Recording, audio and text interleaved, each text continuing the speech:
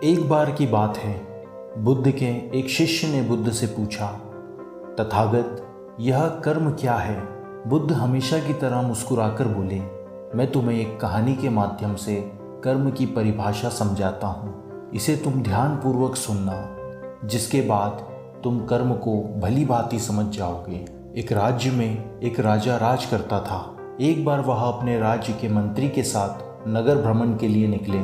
भ्रमण करते हुए वह एक बाजार में पहुंच गए, जहां राजा का ध्यान एक दुकानदार पर गया। दुकानदार को देखने के बाद राजा के मन में एक ख्याल आया, क्यों ना मैं इस दुकानदार को फांसी की सजा दे दूं। यह बात राजा ने अपने मंत्री को बताई, जिसके बाद मंत्री बड़ा ही चिंतित हो गया और राजा के विचार को समझ नहीं पा रहा था कि आखिर दुकानदार की गलती ही क्या है। दुकानदार से बिना कुछ बात किए, बिना कुछ सोचे समझे महाराज ऐसा फैसला लेने के बारे में क्यों सोच रहे हैं। राजा और मंत्री भ्रमण करने के बाद राजमहल लौट गए, जिसके बाद मंत्री को रात भर नींद नहीं आई और पूरी रात मंत्री की चिंता करते हुए निकल गई। अगले दिन वह मंत्री एक साधारण सा व्यक्ति बनकर उस दुकानदार के पास गया और उस दुकानदार से पूछा, तुम क्या बेचते हो?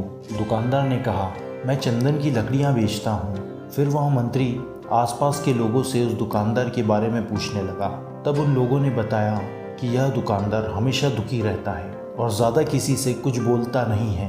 मंत्री को बात समझ आ गई और मंत्री फिर उस दुकानदार के पास गया और उससे पूछा, तुम हमेशा इतना दुखी क्यों रहते हो?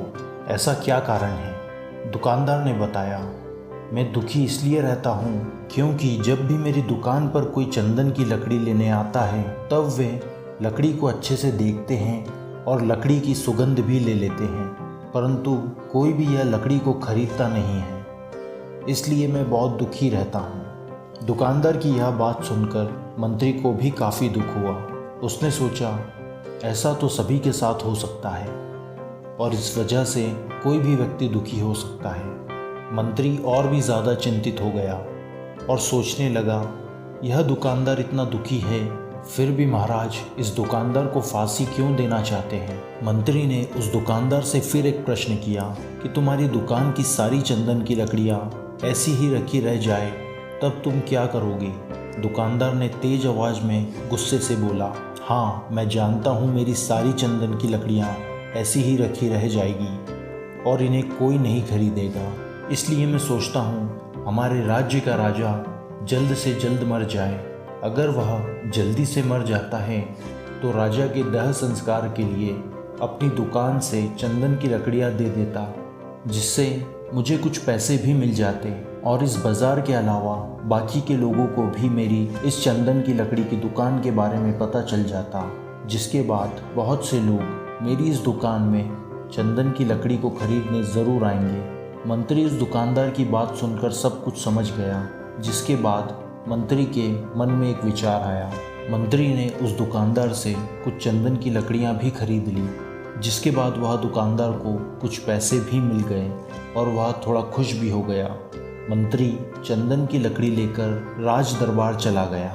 राज दरबार पहुंचकर मंत्री ने चंदन की लकड़ी को राजा के सामने रख दिया और बोला, हे राजन, यह चंदन की लकड़ियाँ उसी दुकानदार ने आपको भेंट की है जिस दुकानदार को आप फांसी देने के बारे में सोच रहे थे। राजा ने उन चंदन की लकड़ियों को सूंघा और राजा को चंदन की लकड़ियों की सुगंध बहुत ही पसंद आई। राजा ने कहा, यह चंदन की लकड़ियाँ बहुत ही ज़्यादा खुशबूदार है। दुकानदार की इस भेंट से राजा बड़ा ही प्रसन्न हुए और मंत्री को कुछ स्वर्ण मुद्राएं देकर बोले, जाओ, यह स्वर्ण मुद्रा उसी दुकानदार को दे दो और बोलना, आज के बाद राजमहल में जब कभी भी चंदन की लकड़ियों की ज़रूरत होगी तब तुम्हारी दुकान से ही चंदन की लकड़ियाँ ली जाएगी। मंत्री मन ही मन मुस्कुराकर सोचने लगा, अब तो महाराज के मन में उस दुकानदार को फांसी देने का विचार आ ही नहीं सकता, क्योंकि राज दरबार में चंदन की लकड़ियों की जिम्मेदारी उस दुकानदार को मिल गई है। मंत्री स्वर्ण मुद्राओं को लेकर उस दुकानदार के पास गया।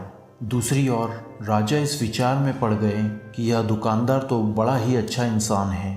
कल उसके बारे में मैं यह सोच रहा था कि कल इसे मैं फांसी दे देता हूँ। तब शायद उसके मन में यह विचार चल रहा होगा कि राजन पहली बार मेरी दुकान के सामने आए हैं, क्यों ना मैं उनको अपनी खुशबूदार चंदन की लकड़ियां भेंट करूं। और आज उसने मुझे भेंट भी की। बेवजह ही मैं उसको फांसी देने के बारे में सोच रहा था। इधर मंत्री दुकानदार के पास पहुंच गया।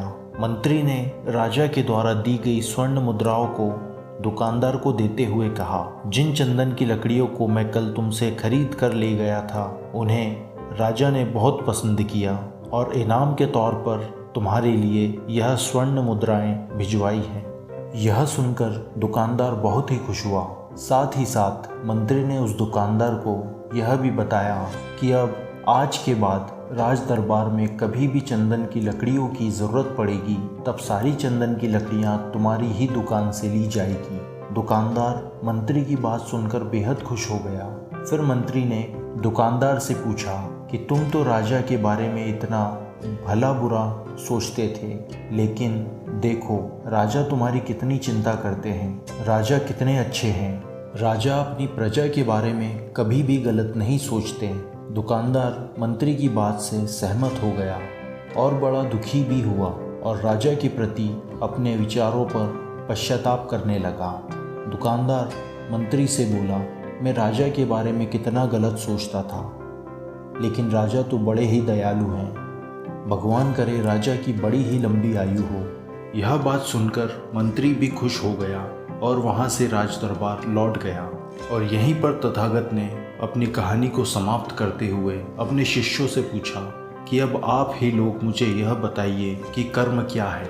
किसी ने कहा कर्म वाणी है, किसी ने कहा कर्म भावना है, किसी ने कहा कर्म सोच है। सभी शिष्यों ने अपने अपने विचारों को प्रकट किया। गौतम बुद्ध ने कहा कि इंसान के विचार ही उसके कर्म हैं। हमारे विचार जैसे रहेंगे हम वैसे ही कर्म करेंगे और उन्हीं विचारों के द्वारा किए गए कर्म हमारे सुख और दुख के लिए उत्तरदायित्व रहते हैं। अर्थात अगर हमारे विचार ही गलत हैं तो हमारे द्वारा किए गए कर्म भी गलत ही होंगे और उनका परिणाम भी गलत निकलेगा, जिसके परिणाम स्वरूप हम दुखी ही रहेंगे। अगर हमारे विचार सही रहेंगे तो हम सही कर्म करेंगे और उसका फल भी सही मिलेगा, जिससे हमारे जीवन में सुख और समृद्धि हमेशा आती रहेगी।